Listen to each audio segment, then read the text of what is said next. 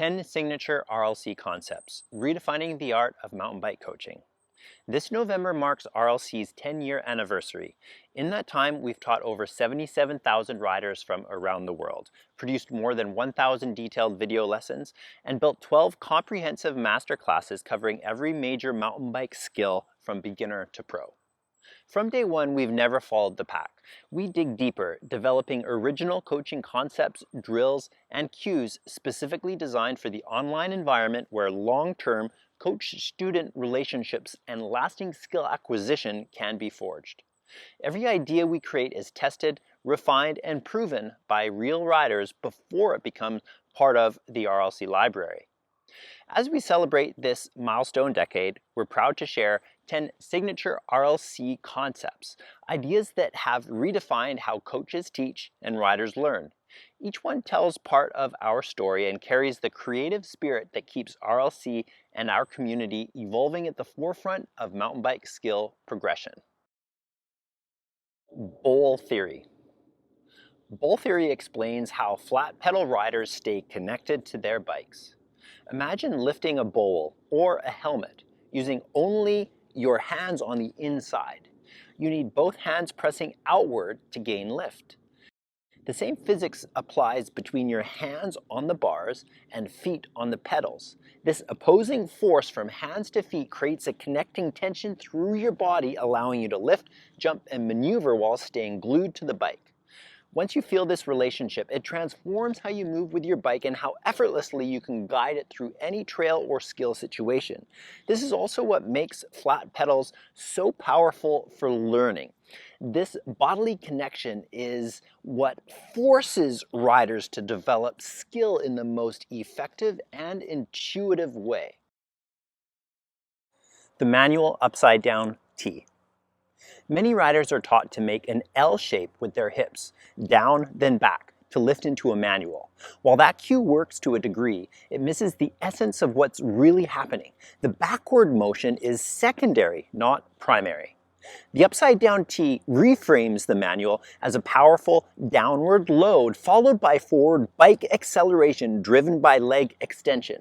So after the downward low, your feet push forward, the primary movement, and this forces your hips to move back in equal measure.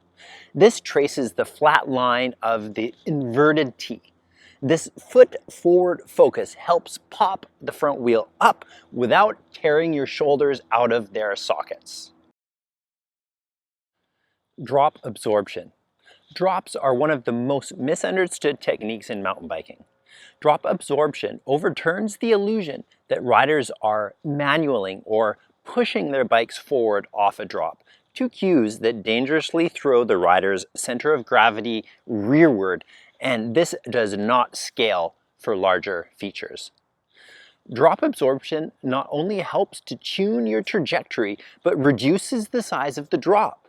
With a gracefully timed load and unload sequence, you're absorbing the rear wheel, just like you would a bump on the trail. Yet, there is no bump. This centered yielding motion transforms sketchy leaps into smooth, composed drops that feel rock solid. The bunny hop hips to hands. With many techniques, what appears to be happening isn't what's actually happening, and the bunny hop is a perfect example. To achieve full height, a long-standing coaching myth suggests you should pull your hands towards your hips during the lift phase. In truth, it's your hips that move up and forward towards your hands. This hip-driven motion creates the thrust that initiates the second half of the bunny hop, counterbalancing the manual-oriented first half. It's a subtle yet transformative distinction that's essential for the full, elegant bunny hop motion versus any variety of smaller bucking bronco-style maneuvers. The continuum concept. The continuum concept reveals that everything in riding exists on a continuum. Trail features, technique variations, rider ability, and mindset. No two trails or moments are ever the same, which is what makes mountain biking such a rewarding pastime.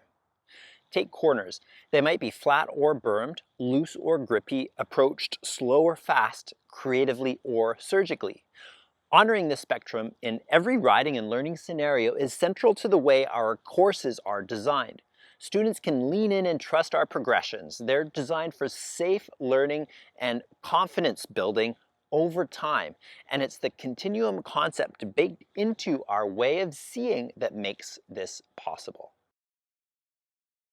Magic acceleration. You can accelerate by pedaling or going downhill. But did you know you can also use your body to momentarily accelerate your bike forward? This rapid forward extension of the bike can be used in many tech situations, such as clearing your rear wheel over a ledge or slippery section. Breaking riders out of their confined saddle space is one of the most liberating rewards from drilling this concept. When timed strategically, it turns many impossible lines into stylish cleans. Optimal pump cycle. Pumping might look straightforward, but beneath the surface lies a surprising truth. Most riders, and even many coaches, are doing it backwards. Our deep dive into pumping with world champion Ryan Gilchrist revealed that true speed generation comes from being fully coiled at the top of each roller, not the bottom. From that coiled state, you can drive power down the backside, then dynamically absorb the next rise. It's a subtle shift that changes everything.